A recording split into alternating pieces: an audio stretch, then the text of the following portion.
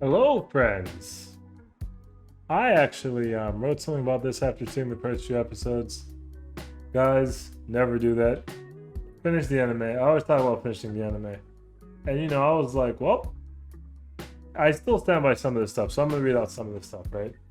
I'm like, yo, it's bodied. Watch this if you want to be sad. Right? It starts hitting right on episode 1. Right? And if redo of Healer got you upset, you might get upset here too a bit. Right? But the thing is that the anime is good and the story is unique. And if you're sensitive, you should be careful though. Right? Basically, these kids, they live in an orphanage. Right? They're required to take tests.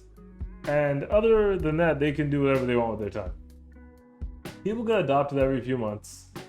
And during one of those adoption dates, a kid forgets their doll, and then 2 kids try and bring it to her. And they decide to go to the gate that they're not supposed to go to. And I'm usually light on spoilers, right? And there's like some super light on spoiler stuff. I'm giving you like maybe the first minute. This little thing behind me is more of a spoiler than I could ever be. But the thing is, you should watch this if you're a fan of good anime, right?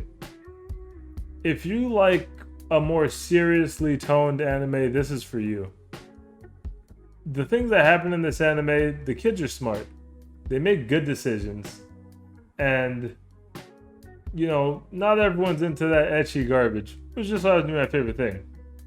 Now, personally, I put this on the pedestal because the characters, they do things that you would expect, and it's not often that you get gamed, right?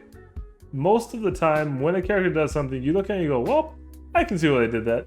Instead of the norm, which is, oh, why do they keep making stupid decisions, right? Now, I do have some problems with how the world is built, but the characters themselves are great, right? Now, watch episode 1, right? If episode 1 surprised you without looking anything up, then you'll probably end up watching the rest of it. Now, if by episode 3 or 4, you're probably upset and unhappy, but if you finish it, you won't be, right? You'll be content with what happens. Now, if you don't like it when you see it, it's because you're just not in the mood for it yet, right? Go ahead and look at something happier. I watch a lot of happier anime. I have no shortage of that stuff. Go ahead and get any of that. And I want to tell you guys more about it, but so much of anime is only great when you don't know what's coming, right? If you're told everything that's going to happen from the jump, then the way that you interpret the things changes.